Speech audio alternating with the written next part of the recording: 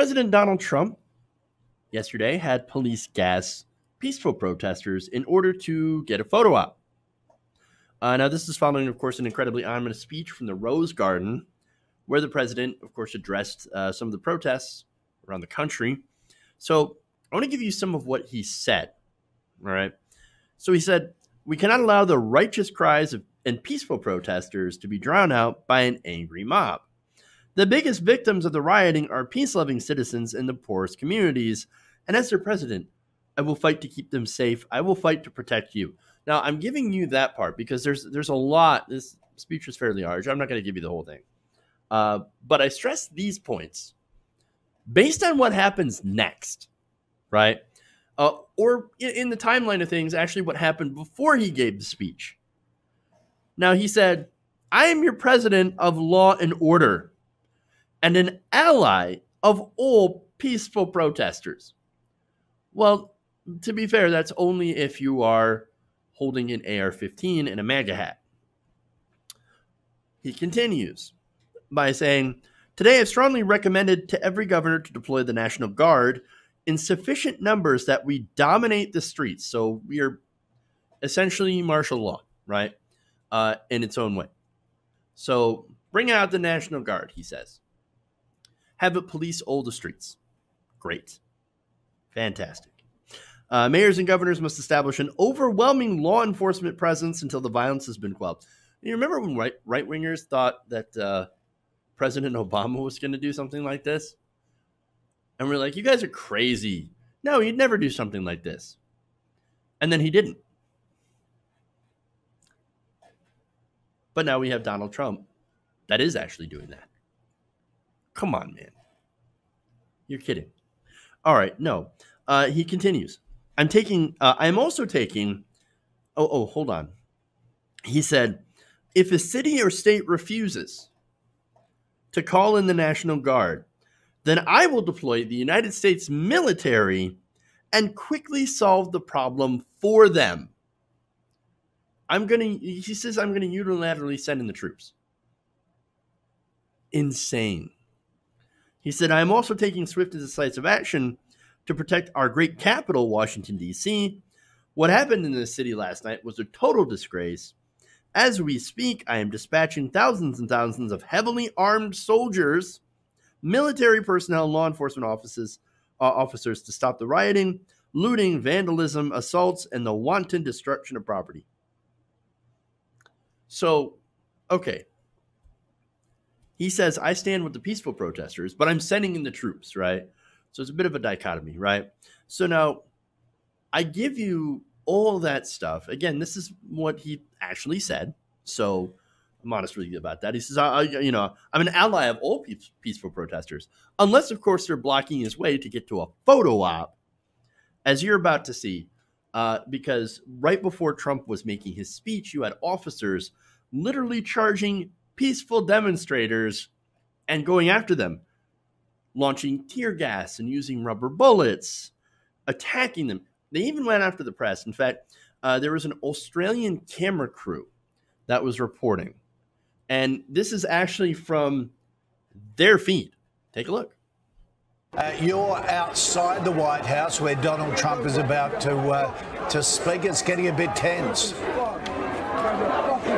Yeah, absolutely, guys. We've just had to run about a block as police moved in. We've been fired at with rubber bullets. My cameraman has been hit.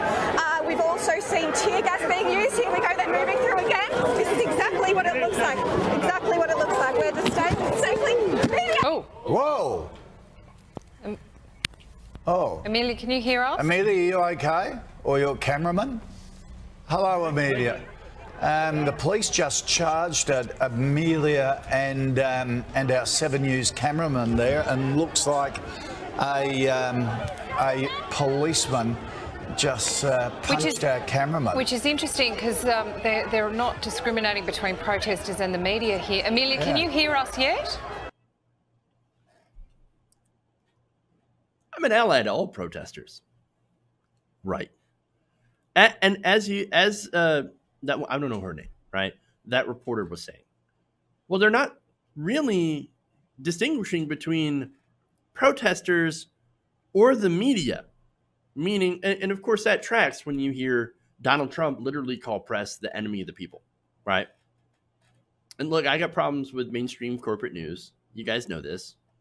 However, that is not how you deal with it. That is not how you make the press better, but that's not their goal. The right wing, Trump specifically, just wants to destroy the press. Simply put, they want to end the freedom of the press. So they're going after cameramen. They're going after protesters who are peacefully assembled. That is their First Amendment rights. And all of this, again, is before Donald Trump emerged from his bunker to give that speech where he says he is an ally to protesters. I'm an ally. Really. Now, to make it worse, the whole purpose of that was to clear the streets for Donald Trump so that he could walk to St. John's Episcopal Church. Now, that is a church that sustained some fire damage during some protests the night before. And he basically went there in order to do this.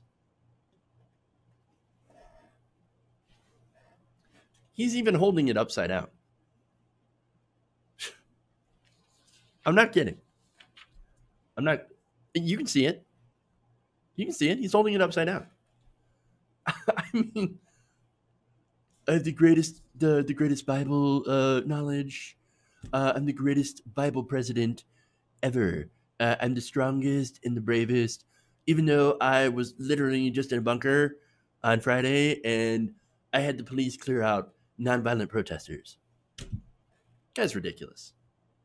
Absolutely ridiculous. He then, by the way, is quoted as saying that America is the, quote, greatest country in the world, and we're going to keep it that way. We're going to keep it that way if it kills you, is what he say, right? And they mean that literally, by the way. Understand that for Donald Trump, America is great. I mean, look at him. It's fantastic for him. Donald Trump's the only person that matters to Donald Trump, and he's literally sitting on the well, not literally, but he's basically sitting on the top of the world. He's the most powerful man in the world, and he gets to exercise his fascist tendencies with barely any pushback. And of course, he knows he's on top of the world, even though he loves to play the victim and he's very good at it. Because he's been playing victim his entire life. Oh my God, the media is so mean to me. Oh my God, everybody's so just nasty. Everybody's so terrible to me. I'm the world's biggest victim. No, the real victims are the people that you pushed off that bridge. And by the way, he's got Republicans in power that will defend him on everything. Everything he does, doesn't matter. Right? Everything. Once in a while, I think it was a Classy Ben Sassy today comes out and says, oh, I think Donald Trump's kind of doing the wrong thing when he did these protests. Like he comes out of a shell every once in a while and then goes right back in. Right back in. I mean, and then every once in a while, the Jeff Flake said, Donald Trump probably shouldn't be doing stuff like that. And then they disappear. Even Mitt Romney, every once in a while, will come out and do the same thing. Wag his little finger and then just be like, well, nothing I can do. I'm going to go vote for Trump's war budget now. And don't think the Democrats are any better. Because they're not. The Democrats are pretending to be an opposition party that votes to give him more and more war powers. Yeah. So they're not really much of an opposition party, are they? Where are the Democrats? Where's Nancy Pelosi? Oh, no, she made another strongly worded statement. Oh, and by the way, she also, and this is embarrassing as hell. If you're a Democrat, how are you not embarrassed by Nancy Pelosi coming out and holding a Bible, right, and pretending to read from it, saying, look how much better I am than Donald Trump. I'm much more civil. Oh, yes. Donald Trump, you're doing a naughty. You probably shouldn't do that. Strongly worded letters, ripping up papers. That's the kind of resistance that you get from the so-called the so-called opposition party, the Democratic Party, right? Where they're and you know what is the most frustrating thing too? She does that ridiculous Mick resistance bull crap where she goes, and yes, Slay Queen. Oh my God, you sure put him in his place while he's sending the riot police, the National Guard, after peaceful protesters. Mick resistance, peak shit lib. And I know I shouldn't swear, but like that's what it is. That's what they are. And Biden, what about Biden? I mentioned he said that, oh, you know, the cops shouldn't be shooting people with rubber bullets in the head. They should be shooting them in the knees.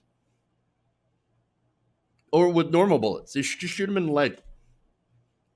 That about sums up the Democratic Party's constant need to be just slightly better than the Republican Party, but just barely. You can't get too much better. How about you can say, hey, let's not shoot people at all. Or unless, you know, absolutely necessary, retrain the police so we don't have to shoot people. You think Biden's ever going to do? No, of course not. Biden palled around the segregationists, eulogized Strom freaking Thurmond. Are you kidding me? He is not the man for the moment. Certainly not. No.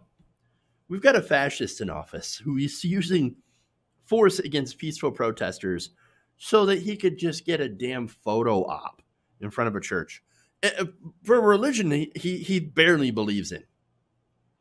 He's a fake patriot. He's a fake Christian.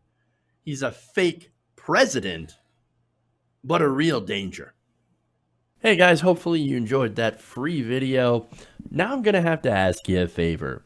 Between the demonetization and the YouTube algorithm messing around with view counts, etc., we're having a hard time adjusting to the new YouTube reality, which is where you guys come in.